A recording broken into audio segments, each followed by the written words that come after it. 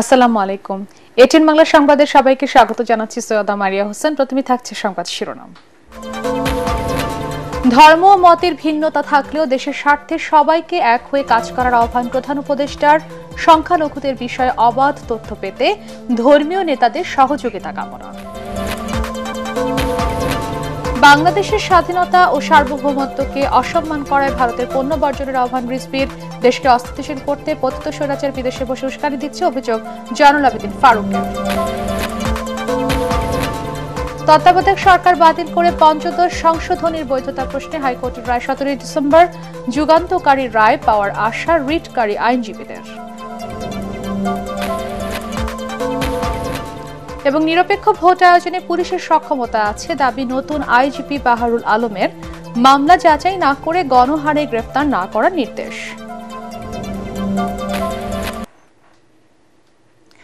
শুনছিলেন সংবাদ শিরোনাম, এবারে বিস্তারিত।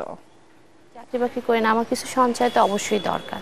আমাদের দেশে একটা প্রচলন আছে, বছরের প্রথমে একটা বাচ্চাদের জন্য একটা বড় অ্যামাউন্ট লাগে। ঠিক করলাম যে আমরা একটা ডিপিএস খুলি, মানে আরাম হবে যে টাকাটা জোগাড় হয়ে গেছে। এবং বিকাশে এটা খোলার কারণ হচ্ছে কি, বেশি হ্যাজেল নাই, বাসায় বসেই সব করা যাচ্ছে। আমি যে টাকাটা তুলছি, সেক্ষেত্রেও দেখা গেছে যে আমার ওরা কোনো চার্জ নেয়নি। বিকাশ মানে সহজ, সবকিছু সহজ। বিকাশ অ্যাপে ডিপিএস, টাকা জমায় সারা দেশ।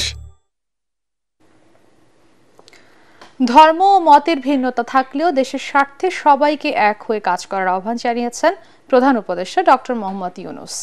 তিনি বলেন, বিভিন্ন পার্থক্য থাকলেও কেউ পরস্পরের শত্রু নয়। রাজধানীর বেইলি রোডে ফরেন সার্ভিস একাডেমিতে ধর্মীয় সম্প্রদায়ের নেতাদের সঙ্গে মতবিনিময়ে তিনি একথা বলেন। যে কোনো ঘটনায় জড়িত দোষীদের বিচারের আওতায় আনারও প্রতিশ্রুতি দেন প্রধান উপদেষ্টা। রিপোর্ট করছেন আদ্দিন সজীব। বাংলাদেশের সংখ্যালঘুদের উপর হামলা নিয়ে ভারতীয় গণমাধ্যমে অপপ্রচার বা উস্কানির অভিযোগ এখন আলোচনার কেন্দ্রবিন্দুতে।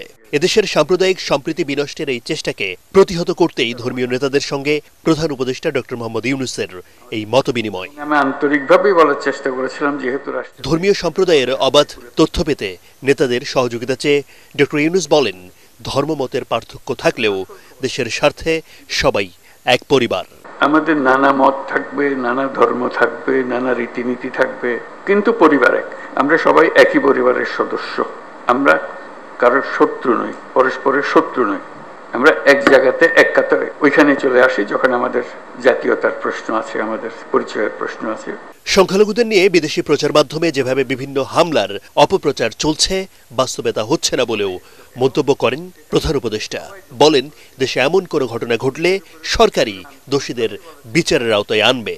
দোষী তাকে বিচারের আওতায় আনতে হবে, এটাই হলো সরকারের দায়িত্ব। প্রথম কথা হলো যে এটা না হওয়াটা পরিবেশ সৃষ্টি করা, একটা যদি হয়ে যায় তাকে তাৎক্ষণিকভাবে সেটার প্রতিকারের ব্যবস্থা করা, এটাই হলো আমাদের সবার সমান অধিকার, বলার অধিকার, ধর্মের অধিকার, কাজকর্মের অধিকার, এবং সেটা আসছে আমাদের সংবিধান থেকে, এবং রাষ্ট্রের দায়িত্ব হলো এটা নিশ্চিত করা। বুধবার রাজনৈতিক দলের নেতাদের সঙ্গে আলোচনার পর বৃহস্পতিবার সংলাপে অংশ নেন মুসলিম, হিন্দু, বৌদ্ধ, খ্রিস্টান সংগঠনের নেতারা সহ বিভিন্ন মন্দিরের পুরোহিত, ধর্মীয় উপাসনালয়ের যাজকরা। হিন্দু, মুসলিম, খ্রিস্টান, বৌদ্ধ সবাই ভাই ভাই হয়ে আমরা এই মাটিতে আমাদের প্রিয় দেশকে এগিয়ে নিয়ে যেতে চাই। সেই জায়গা থেকে আমাদের মধ্যে কোনো প্রকার ফাটল নেই, আমাদের মধ্যে কোনো বিভেদ নেই।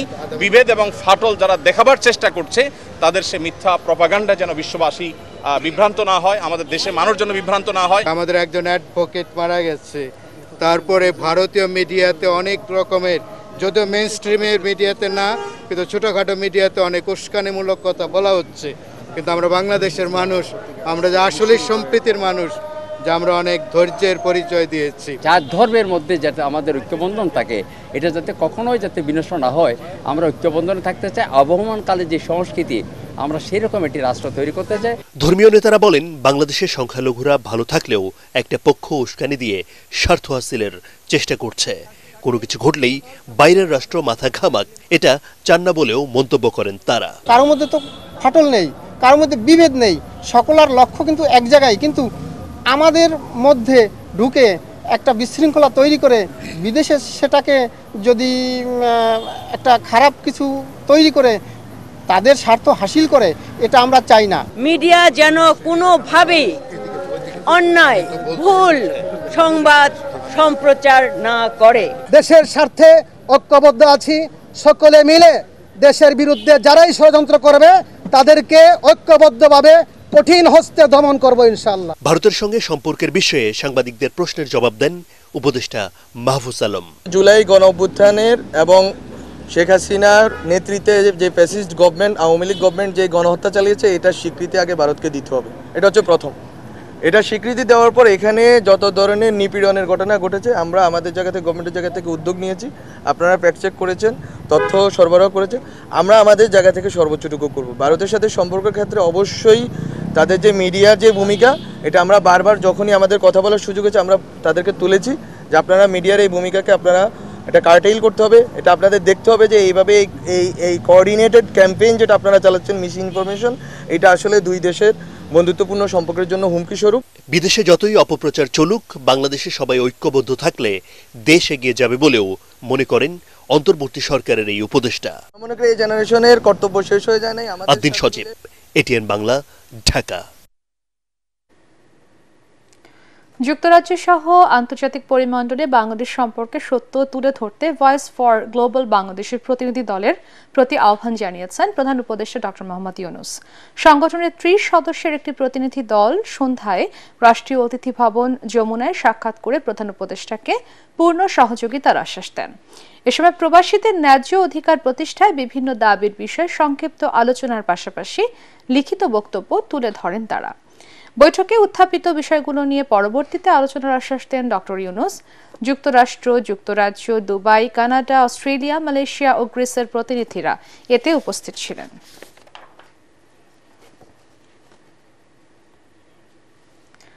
বহির্বিশ্বে বাংলাদেশের বিরুদ্ধে ষড়যন্ত্র মোকাবেলায় সবাইকে প্রধান উপদেষ্টার জাতীয় ঐক্যের ডাকে সাড়া দিতে আহ্বান জানিয়েছেন স্বরাষ্ট্র উপদেষ্টা জাহাঙ্গীর আলম চৌধুরী। নারায়ণগঞ্জের রূপগঞ্জে পূর্বাঞ্চল ফায়ার সার্ভিস ও সিভিল ডিফেন্স মাল্টিপারপাস ট্রেনিং গ্রাউন্ডে আন্তর্জাতিক ভলান্টিয়ার দিবসের উদ্বোধনী অনুষ্ঠানে তিনি এই কথা বলেন। সীমান্তে উত্তেজনা নেই দাবি করে উপদেষ্টা আরও বলেন, ভারতের সংবাদ মাধ্যমগুলো বাংলাদেশ নিয়ে অপপ্রচার চালাচ্ছে। সীমান্তে ওই ধরনের কোনো উত্তেজনা নেই। সীমান্ত অন্যান্য সময়ের মতোই একই অবস্থা চলছে। তো আপনারা জানেন যে ভারতীয় মিডিয়া অপপ্রচার চালাচ্ছে, এরা বাংলাদেশ সম্বন্ধে অপপ্রচার চালাচ্ছে। এটার জবাব কিন্তু আপনারা দিতে পারেন সত্যি ঘটনা প্রকাশ করে।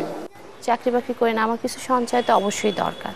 আমাদের দেশে একটা প্রচলন আছে, বছরের প্রথমে একটা বাচ্চাদের জন্য একটা বড় অ্যামাউন্ট লাগে। ঠিক করলাম যে আমরা একটা ডিপিএস খুলি, মানে আরাম হবে যে টাকাটা জোগাড় হয়ে গেছে। এবং বিকাশে এটা খোলার কারণ হচ্ছে কি, বেশি হ্যাজেল নাই, বাসায় বসেই সব করা যাচ্ছে। আমি যে টাকাটা তুলছি, হ্যাঁ, সেক্ষেত্রেও দেখা গেছে যে আমার ওরা কোনো চার্জ নেয়নি। বিকাশ মানে সহজ, সবকিছু সহজ। বিকাশ অ্যাপে ডিপিএস, টাকা জমায় সারা দেশ। বাংলাদেশের সাম্প্রদায়িক সম্প্রীতি বিনষ্ট করতে ভারত অপপ্রচার চালাচ্ছে বলে অভিযোগ করেছেন বাংলাদেশ হিন্দু বৌদ্ধ খ্রিস্টান কল্যাণ ফ্রন্ট। এ সময় ভারতের মিডিয়া এবং ধর্মান্ধ রাজনৈতিক গোষ্ঠীকে এ ধরনের কর্মকাণ্ড থেকে বিরত থাকার আহ্বান জানান সংগঠনটির চেয়ারম্যান বিজন কান্তি সরকার। তিনি বলেন, ভারত তাদের রাজনৈতিক স্বার্থে বাংলাদেশের হিন্দুদের ব্যবহার করছে। বিকেলে জাতীয় প্রেস ক্লাবে আয়োজিত সংবাদ সম্মেলনে এসব কথা বলেন বিজন কান্তি সরকার। বিস্তারিত জানাচ্ছেন রাসনা দাস। ভারতীয় গণমাধ্যম ও ধর্মান্ধ রাজনৈতিক কিছু ব্যক্তির বাংলাদেশ বিরোধী মিথ্যা অপপ্রচার ও ভারতীয় দুরভিসন্ধির বিরুদ্ধে জাতীয় প্রেস ক্লাবে সংবাদ সম্মেলনের আয়োজন করে বাংলাদেশ হিন্দু বৌদ্ধ খ্রিস্টান কল্যাণ ফ্রন্ট। বাংলাদেশ বর্তমান সাম্প্রদায়িক সহাবস্থানে বিশ্বের অন্যান্য সকল দেশের জন্য অনুসরণীয় দেশ। এ সময় দেশের সাম্প্রদায়িক সম্প্রীতি রক্ষায় সংগঠনটির পক্ষ থেকে 5টি দাবি জানানো হয়। আমরা বাংলাদেশের হিন্দু বৌদ্ধ খ্রিস্টান সম্প্রদায়ের জনগোষ্ঠী সম্মিলিতভাবে ভারতীয় সংবাদ মাধ্যম ও রাজনৈতিক ব্যক্তিদের এ সমস্ত প্রোপাগান্ডা এবং সন্ত্রাসী কর্মকাণ্ডের বিরুদ্ধে তীব্র নিন্দা ও ক্ষোভ জানাই। ভারত সরকারের প্রতি আহ্বান জানাচ্ছি যে ভারত বাংলাদেশের বন্ধুপ্রতিম প্রতিবেশী দেশ বাংলাদেশ ও বাংলাদেশের জনগণকে বোঝার চেষ্টা করুন। চট্টগ্রামের ঘটনাকে অনাকাঙ্ক্ষিত উল্লেখ করে সংগঠনটির চেয়ারম্যান বিজন কান্তি সরকার বলেন, এই বিষয় নিয়ে হিন্দু সম্প্রদায়ের মানুষদের মধ্যে ভুল বোঝানোর চেষ্টা করছে একটি চক্র। পুরো ইস্কনকে ব্যবহার করতে পারে নাই, তাদের থেকে বহিষ্কৃত একটা লোককে তারা ব্যবহার করছে, সেটা হলো চিন্ময় নামে এক ভদ্রলোক। তার নামে অসংখ্য অভিযোগ আছে এবং ইস্কন দ্বারা বহিষ্কৃত। এই চট্টগ্রামের ঘটনাটা আমরা দেখছি, সেই অনুযায়ী কাজ করা হচ্ছে। নিরীহ যারা না বুঝে চিন্ময়কে সমর্থন করেছে তাদেরকে বোঝানোর আমরা চেষ্টা করছি যে এটা ঠিক করছেন না আপনারা, এটার দ্বারা ভিন্ন মেসেজ চলে যাচ্ছে। ভারতে বাংলাদেশের সহকারী হাই কমিশনে ভাঙচুর, প্রধান উপদেষ্টার কুশপুত্তলিকা দাহ এবং অশালীন, অযৌক্তিক ও বানোয়াট মন্তব্য প্রচার করায় তীব্র নিন্দা ও ক্ষোভ জানিয়েছে বাংলাদেশের হিন্দু, বৌদ্ধ, খ্রিস্টান কল্যাণ ফ্রন্ট। কোনো ব্যক্তি রাসনা দাস, এটিএন বাংলা, ঢাকা। বাংলাদেশের জনগণের সাথে বাংলাদেশের স্বাধীনতা ও সার্বভৌমত্বকে ভারত সম্মান করে না, উল্টো স্বৈরাচার হাসিনার পক্ষে অবস্থান নেয় দেশটির পণ্য বর্জনের আহ্বান জানিয়েছেন বিএনপির সিনিয়র যুগ্ম মহাসচিব রুহুল কবির রিজভী। তিনি বলেন, ভারতের অপতৎপরতার কাছে মাথা নত নয়, বরং একজোট হয়ে সব ষড়যন্ত্রের মোকাবেলা করবে দেশের মানুষ। আরেক নেতা জয়নুল আবেদিন ফারুক অভিযোগ করেন, দেশকে অস্তিত্বশীল করতে পতিত স্বৈরাচার ভারতে বসে উস্কানি দিচ্ছে, তবে তা সফল হবে না। কামরুজ্জামান রাজীবের রিপোর্ট। জাতীয় প্রেস ক্লাবের সামনে এক অনুষ্ঠানে স্ত্রীর ভারতীয় শাড়ি পুড়িয়ে ভারতের বাংলাদেশ বিরোধী অপপ্রচারের জবাব দেন বিএনপি সিনিয়র যুগ্ম মহাসচিব রুহুল কবির রিজভী। এ সময় তিনি বলেন, কিছু পণ্যের জন্য ভারতের মুখাপেক্ষী থাকার কারণ নেই, তবে কোনো ষড়যন্ত্রের কাছে দেশের মানুষ মাথা নত করবে না।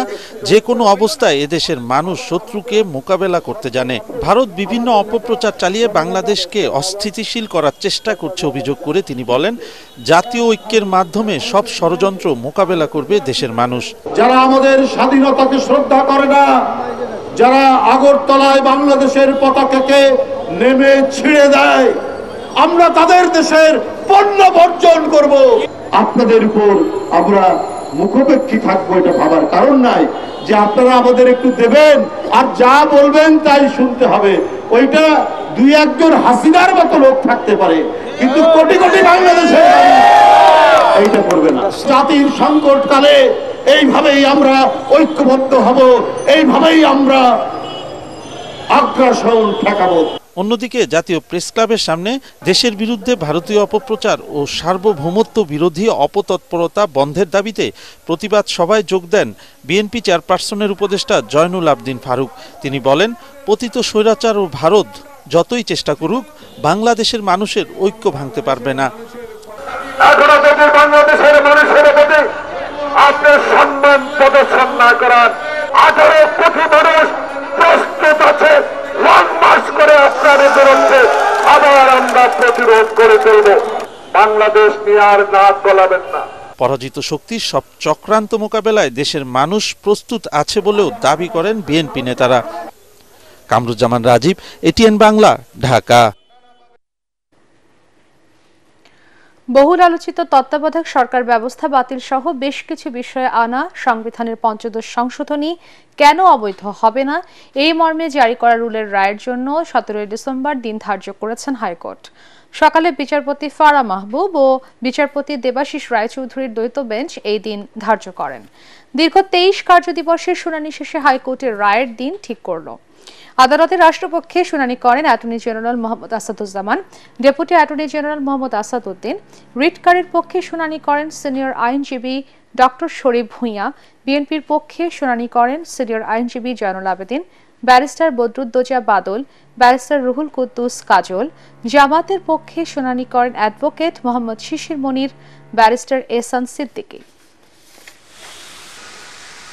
৫৫ সংশোধনীর মাধ্যমে বাংলাদেশে যে অথরিটারিয়ান ব্যবস্থা প্রতিষ্ঠা করা হয়েছিল, ডেমোক্রেটিক রিজিমকে যে ধ্বংস করা হয়েছিল, কনস্টিটিউশনাল সুপ্রিমেসিকে যেভাবে ধূলিসাৎ করা হয়েছিল, জনগণের ক্ষমতাকে যেভাবে কম্প্রোমাইজ করা হয়েছিল, এই সব কিছুকে সামনে রেখে হাইকোর্ট বিভাগ একটি অত্যন্ত যুগান্তকারী রায় প্রদান করবেন মর্মে আমরা আশা প্রকাশ করি। আগামী সোমবার অন্তর্বর্তী সরকারের প্রধান উপদেষ্টা ডক্টর মোহাম্মদ ইউনূসের সাথে সাক্ষাৎ করবেন ইউরোপীয় ইউনিয়নের সদস্যভুক্ত ২৭ দেশ ও ঢাকায় ইইউ মিশনের প্রধান সহ ২৮ জন রাষ্ট্রদূত। পররাষ্ট্র মন্ত্রণালয়ের মুখপাত্র মোহাম্মদ রফিকুল ইসলাম বলেন, প্রধান উপদেষ্টার সাথে ইইউ রাষ্ট্রদূতের এটাই প্রথম সাক্ষাৎ। এর মধ্য দিয়ে বাংলাদেশ ও ইইউ এর সম্পর্ক আরও সুসংহত হবে বলে আশা করেন তিনি। পররাষ্ট্র মন্ত্রণালয়ে এক সংবাদ সম্মেলনে মুখপাত্র আরও বলেন, বৈঠকে দ্বিপক্ষীয় সম্পর্কের পর্যালোচনা, সহযোগিতা ও সম্ভাবনার ক্ষেত্র, এলডিসি উত্তরণ পরবর্তী জিএসপি প্লাস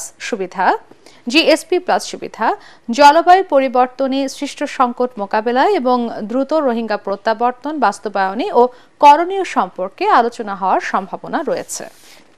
মাননীয় প্রধান উপদেষ্টার সাথে ইউরোপীয় ইউনিয়নের দূতদের যে সভাটা হবে সেটার বাংলাদেশ এবং ইউরোপিয়ান ইউনিয়নের মধ্যে যে কম্প্রিহেন্সিভ সম্পর্ক, এই সম্পর্ক কীভাবে আরও সামনে এগিয়ে নিয়ে যাওয়া যায় সেটার একটা খোলামেলা আলোচনা হবে বলে আমরা ধারণা করছি। নিত্যপণ্যের চড়া দামের রেকর্ড গড়ে নভেম্বরে খাদ্য মূল্যস্ফীতি বেড়ে দাঁড়িয়েছে 13.8%। গ্রামের তুলনায় শহরে এই হার বেশি। এ কারণে পরিসংখ্যান ব্যুরোর নভেম্বর মাসের ভোক্তা মূল্য সূচকে গড় মূল্যস্ফীতি বেড়ে দাঁড়িয়েছে 11.38%। যদিও বাংলাদেশ ব্যাংকের governor doctor Ahsan H Mansur জানিয়েছেন, ডলারের বাজার স্থিতিশীল থাকায় জুনে মূল্যস্ফীতি কমে আসবে 7%। শারফুল আলমের রিপোর্ট। শীতকালীন সবজিতে ভরপুর রাজধানীর বাজার। শাকসবজির পর নতুন পেঁয়াজও আসছে মোকামগুলোতে। তবে সরবরাহ বাড়ার পরও অতিরিক্ত দামে এসব পণ্য কিনতে হচ্ছে ভোক্তাদের। এই পরিস্থিতির মধ্যে পরিসংখ্যান ব্যুরো বিবিএস নভেম্বর মাসের ভোক্তা মূল্য সূচক প্রকাশ করেছে, যেখানে জানানো হয় গত মাসে খাদ্য মূল্যস্ফীতি বেড়ে দাঁড়ায় 13.8%। অর্থাৎ গেল মাসে 100 টাকার খাদ্যপণ্য কিনতে হয়েছে 113 টাকা 38 পয়সায়, যা কয়েক মাসের মধ্যে সর্বোচ্চ। গ্রাম ও শহর বিবেচনায় গ্রামে গড় মূল্যস্ফীতি কিছুটা কমলেও বিপরীত চিত্র ছিল শহরগুলোতে। বিশ্লেষকদের মতে দুর্বল বাজার তদারকির কারণে এখনো সুযোগ নিচ্ছে কারসাজিকারীরা। আমাদের একটা অ্যাডভান্টেজ আছে যে এগ্রিকালচার ফিল্ড সেলফ সাফিসিয়েন্সি আসে, তাহলে কিন্তু অটোমেটিক্যালি এটার অ্যাডভান্টেজ আমরা পাই। মার্জিন কমানো হয়েছে, ট্যাক্স কমানো হয়েছে, কমিশন রেস্ট্রিক্টেড করা হয়েছে, তো বিজনেসম্যানদের তো এটার অসুবিধা হওয়ার কথা না। প্রথমে তো 4 মাস চেয়েছে তারা বাই ডিসেম্বর, তারপরে আরও 6 মাস চেয়েছে বাই জুন। আমার মনে হয় everything will be in order এই টাইমের মধ্যে। এদিকে চড়া খাদ্য মূল্যের কারণে গড় মূল্যস্ফীতিও বেড়েছে। সিপিআইয়ের তথ্য অনুযায়ী গত মাসে গড় মূল্যস্ফীতি ছিল 11.38%, যা আগের মাসগুলোতে ছিল 10.5%-এরও বেশি। বন্যার কারণে বাজারে সবজি ও খাদ্যপণ্যের দাম বাড়তি, কয়েক মাসের মধ্যে তা কমে আসবে বলে আশাবাদী বাংলাদেশ ব্যাংকের গভর্নর। আমি মনে করি যে inflation is going to come down. What is our target? Our target is 7% by end June and 5% definitely by next year, next fiscal year. The exchange rate is stable, monetary policy is tight. I told the fiscal part that you must reduce your bank borrowing to give more space for the private sector. মূল্যস্ফীতি নিয়ন্ত্রণে রাখতে নীতি সুদ হারের পরিবর্তনের পাশাপাশি মুদ্রানীতিও সংকোচনমূলক করা হয়েছে বলে জানান বিশ্লেষকরা। আগামী মাসে পেঁয়াজ, আলু সহ অন্যান্য পণ্যের সরবরাহ বাড়লে নিত্য প্রয়োজনীয় পণ্যের দাম আরও কমে আসবে বলেও মনে করেন তারা। শারফুল আলম, এটিএন বাংলা, ঢাকা। মামলায় নাম থাকলে যাচাই না করে গণহারে কাউকে গ্রেফতার করা হবে না বলে জানিয়েছেন নতুন আইজিপি বাহারুল আলম। আইনশৃঙ্খলা পরিস্থিতি নিয়ন্ত্রণে পুলিশ আগের মতো মারণাস্ত্র ব্যবহার করবে কিনা সে বিষয়েও নতুন করে ভাববার সময় এসেছে বলে জানান তিনি। পুলিশ সদর দপ্তরের সংবাদ সম্মেলনে আইজিপি বলেন, নিরপেক্ষ নির্বাচন করার পূর্ণ সক্ষমতা রয়েছে বর্তমান পুলিশের। জিএম তসলিমের রিপোর্ট। সম্প্রতি বাংলাদেশ ভ্রমণে সতর্কতা জারি করেছে যুক্তরাজ্য সরকার।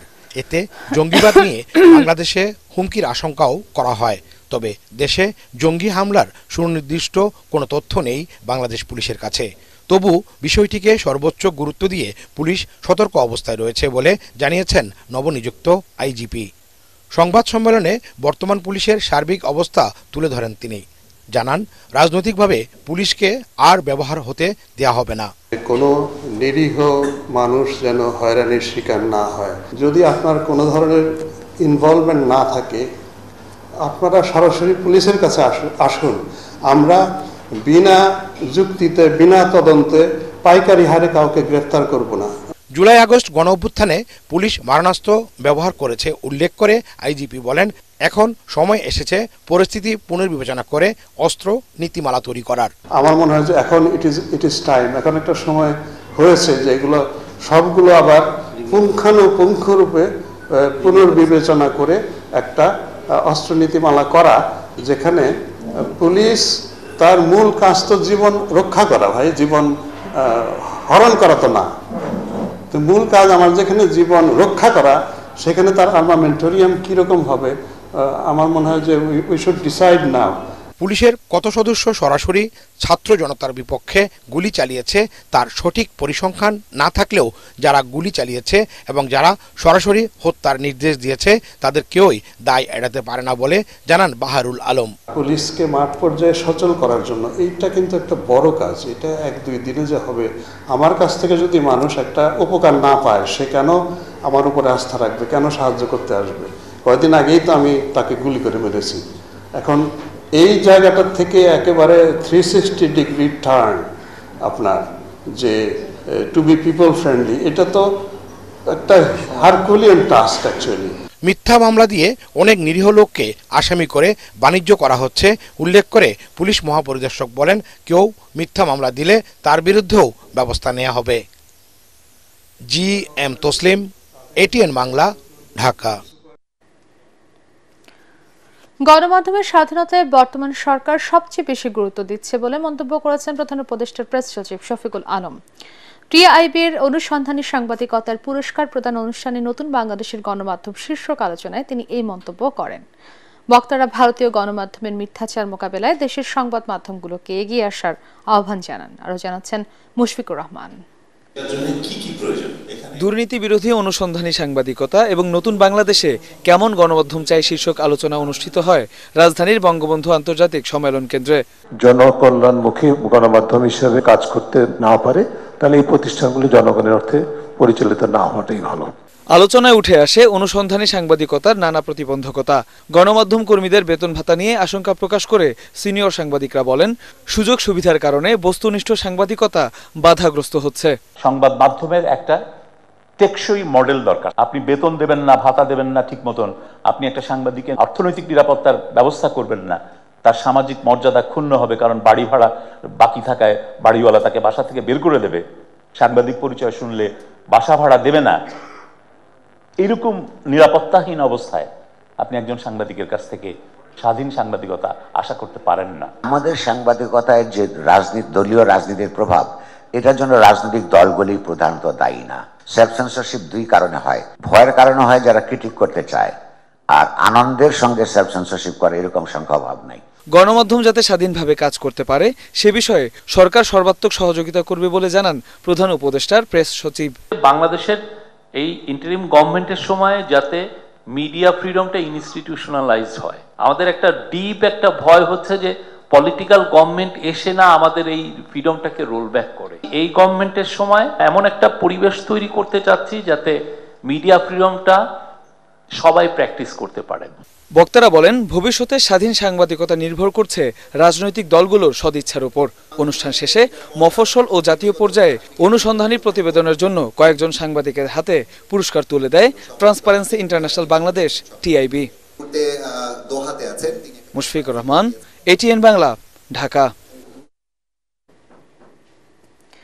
সশস্ত্র বাহিনীর পাশাপাশি দেশের নিরাপত্তা ও শৃঙ্খলা রক্ষা এবং যে কোনো ক্রান্তি লগ্নে বাংলাদেশ ন্যাশনাল ক্যাডেট কোর BNCC'র অগ্রণী ভূমিকার উপর গুরুত্বারোপ করেছেন সেনাবাহিনী প্রধান জেনারেল ওয়াকারুজ্জামান। দুপুরে সাভারের বাইপালে BNCC'র নবনির্মিত একাডেমিক ভবনের উদ্বোধনী ফলক উন্মোচন করেন তিনি। এ সময় BNCC'র সেনা, নৌ ও বিমান শাখার চৌকস ক্যাডেট দল সেনাপ্রধানকে গার্ড অফ অনার জানায়। উদ্বোধনী অনুষ্ঠানে দিক নির্দেশনামূলক বক্তব্যে জেনারেল ওয়াকারুজ্জামান সামাজিক ও জাতীয় পর্যায়ে ক্যাডেটদের ভূমিকার প্রশংসা করেন। অনুষ্ঠানে সেনাবাহিনীর chief of general staff lieutenant general Mizanur Rahman Shamim, adjutant general general major general Masudur Rahman, নবম পদাতিক ডিভিশনের জিওসি মেজর জেনারেল মঈন খান সহ ঊর্ধ্বতন কর্মকর্তারা উপস্থিত ছিলেন। এর আগে সাভার সেনানিবাসে সেনাবাহিনীর কোর অফ মিলিটারি পুলিশের বাৎসরিক অধিনায়ক সম্মেলনে যোগ দেন সেনাবাহিনী প্রধান।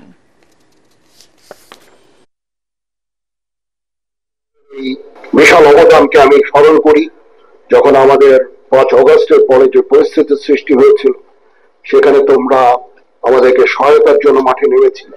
ট্রাফিক কন্ট্রোল থেকে শুরু করে অনেক কাজে তোমরা জড়িত হয়েছিলে। এই জন্য আজকে দেশ একটা নিরাপদ জায়গায় এসেছে। তোমাদের যে অবদান, এই অবদান দেশ জাতি শ্রদ্ধা করে স্মরণ রাখবে। নোবেলজয়ী ডক্টর মোহাম্মদ ইউনূসের প্রতিষ্ঠান গ্রামীণ ব্যাংক, ইউনুস সেন্টার ও গ্রামীণ ক্যালেডোনিয়ান কলেজ অফ নার্সিং পরিদর্শন করেছেন বাংলাদেশে নিযুক্ত বিভিন্ন দেশের সামরিক উপদেষ্টাগণ। সফরকালে তারা গ্রামীণ ব্যাংকের হেড অফিসে নোবেল গ্যালারি পরিদর্শন করেন। এ সময় ব্যাংকের ঊর্ধ্বতন কর্মকর্তাগণ বাংলাদেশের অন্তর্বর্তীকালীন সরকারের প্রধান উপদেষ্টা নোবেল বিজয়ী অধ্যাপক ডক্টর মোহাম্মদ ইউনূসের বর্ণাঢ্য কর্মজীবন ও নোবেল বিজয়ের গল্পগাথা তুলে ধরেন। পরে উপদেষ্টাগণ ঢাকার উত্তরায় গ্রামীণ ক্যালেডোনিয়ান কলেজ অফ নার্সিং এর বিভিন্ন কার্যক্রম ও শিক্ষা ব্যবস্থা পর্যবেক্ষণ এবং কলেজে অধ্যয়নরত শিক্ষার্থীবৃন্দের সাংস্কৃতিক পরিবেশনা উপভোগ করেন। এ সময় তারা গ্রামীণ ব্যাংক ও এর অঙ্গ সংগঠনের কর্মকাণ্ডে সন্তোষ প্রকাশ করে ডক্টর মোহাম্মদ ইউনূসের নেতৃত্বে বাংলাদেশের উজ্জ্বল ভবিষ্যৎ কামনা করেন।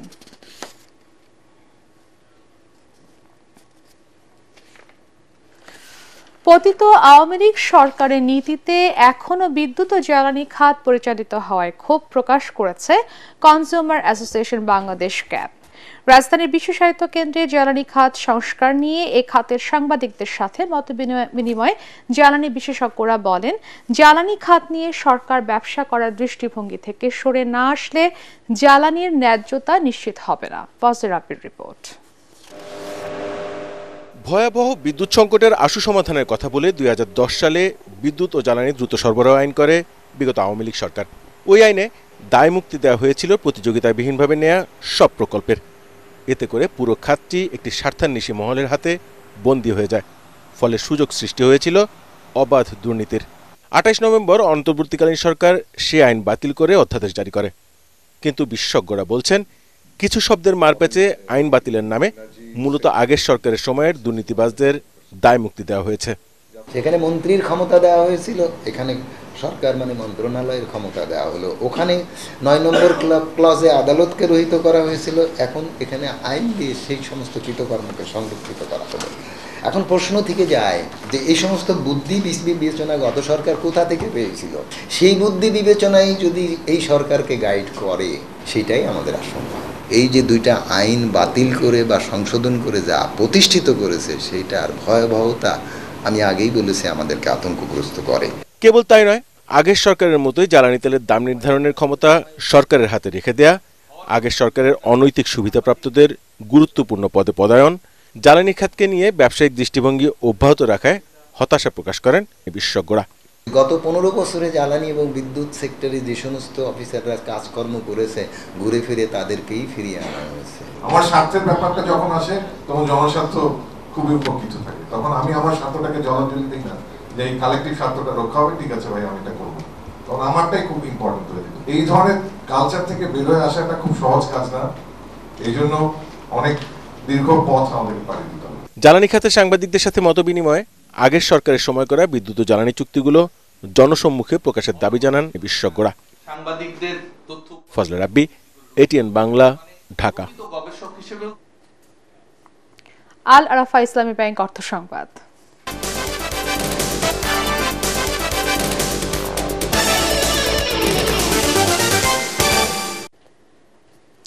মাঠ পর্যায়ের কৃষি কর্মকর্তারা আধুনিক অফিস, আবাসিক ভবন ও উন্নত যানবাহনের প্রতি যতটা মনোযোগী, ফসলের মাঠে যাওয়ার ক্ষেত্রে ততটা আগ্রহী নন, এমন অভিযোগ করে কৃষি ও স্বরাষ্ট্র উপদেষ্টা অবসরপ্রাপ্ত লেফটেন্যান্ট জেনারেল জাহাঙ্গীর আলম চৌধুরী বলেন, মোটরসাইকেলে ফসলের মাঠ পরিদর্শন করা যায় না। রাজধানীর কৃষি গবেষণা কাউন্সিলে বিশ্ব মৃত্তিকা দিবসের সেমিনারে এসব কথা বলেন তিনি।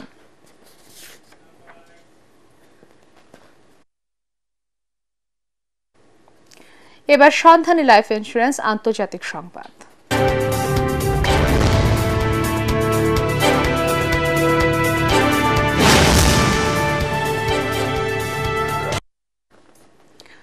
ইউক্রেন সংকট নিরসনে দ্রুত যুদ্ধবিরতি প্রয়োজন বলে মনে করছে মার্কিন নেতৃত্বাধীন পশ্চিমা সামরিক জোট ন্যাটো। বেলজিয়ামের রাজধানী ব্রাসেলসে অনুষ্ঠিত বৈঠকে এই মত জানান সদস্য রাষ্ট্রগুলোর পররাষ্ট্রমন্ত্রীরা। তারা বলেন, ইউক্রেনের সার্বিক অবস্থা শোচনীয়, তাই সাধারণ মানুষের জানমালের নিরাপত্তায় এখনই মস্কো কিয়েভ বৈঠক প্রয়োজন। মার্কিন সংবাদ মাধ্যম ব্লুমবার্গের প্রতিবেদনে বলা হচ্ছে, নবনির্বাচিত মার্কিন president Donald Trump Russia Ukraine সংঘাত বন্ধে আগ্রহী। তার এই মনোভাবের কারণেই আগের অবস্থান বদলেছে ন্যাটো।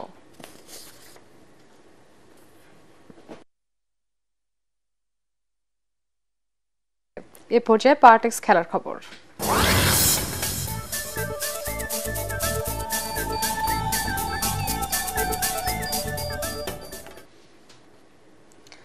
যুব বিশ্বকাপে খেলার যোগ্যতা অর্জন করা অনূর্ধ্ব 21 হকি দলকে সংবর্ধনা দিয়েছেন বিমান বাহিনী প্রধান ও হকি ফেডারেশনের সভাপতি air chief marshal Hasan Mahmud Khan. দুপুরে ফ্যালকন হলে আয়োজিত সংবর্ধনা অনুষ্ঠানে পুরো দলকে 5 লাখ টাকা আর্থিক পুরস্কারও তুলে দেন তিনি।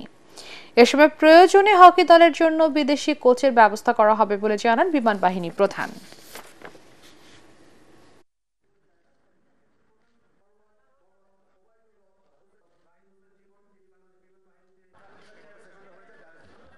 আমাদের নিজের কোচের বাইরে যদি আমাদের বাইরে থেকে কোচ নিয়ে আসতে হয় সেটাও আমরা করব। বর্তমান যুগের হকি অনেক পরিবর্তিত এবং এখানে অনেক ফিজিক্যাল হয়ে গেছে খেলাগুলি, অনেক টেকনিক্যালিটি থেকে ফিজিক্যাল হয়ে গিয়েছে, অনেক ফাস্ট হয়ে গেছে খেলা। তো ওদের সাথে আমরা সত্যি কম্পিট করতে হলে আমাদেরকে অনেক প্রস্তুতি নিতে হবে। ইস্পাহানি প্রথম আলো আন্তঃবিশ্ববিদ্যালয় ফুটবলের কোয়ার্টার ফাইনালের লড়াই শুরু হয়েছে। সাভারে ড্যাফোডিল ইন্টারন্যাশনাল ইউনিভার্সিটির ক্যাম্পাসে অনুষ্ঠিত খেলায় সিসিএন বিজ্ঞান ও প্রযুক্তি বিশ্ববিদ্যালয়কে 1-0 গোলে হারায় ড্যাফোডিল ইন্টারন্যাশনাল ইউনিভার্সিটি। অপর খেলায় বিজিসি ট্রাস্ট বিশ্ববিদ্যালয় বাংলাদেশকে 2-1 গোলে হারায় আমেরিকান ইন্টারন্যাশনাল ইউনিভার্সিটি। পরে খেলার ম্যান অফ দ্য ম্যাচদের মাঝে পুরস্কার তুলে দেন ইস্পাহানি টি লিমিটেডের সিনিয়র ম্যানেজার অ্যাকাউন্টস প্রেম হরি বর্মন, প্রথম আলোর বিশেষ প্রতিনিধি মাসুদ আলম, ফুটবল দলের সাবেক অধিনায়ক ও টুর্নামেন্ট পরিচালনা কমিটির প্রধান আশরাফ উদ্দিন আহমেদ চুন্নু, টুর্নামেন্টের মিডিয়া পার্টনার এটিএন বাংলা।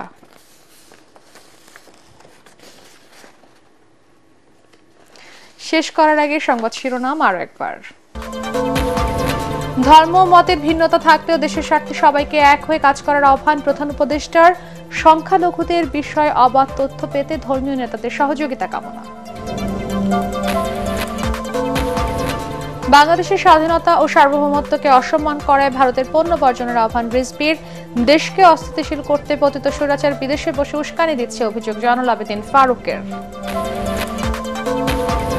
তত্ত্বাবধায়ক সরকার বাতিল করে পঞ্চদশ সংশোধনীর বৈধতা প্রশ্নে হাইকোর্টের রায় 17 ডিসেম্বর। যুগান্তকারী রায় পাওয়ার আশা রিটকারী আইনজীবীদের। এবং নিরপেক্ষ ভোট আয়োজনে পুলিশের সক্ষমতা আছে দাবি নতুন আইজিপি বাহারুল আলমের। মামলা যাচাই না করে গণহারে গ্রেফতার না করার নির্দেশ।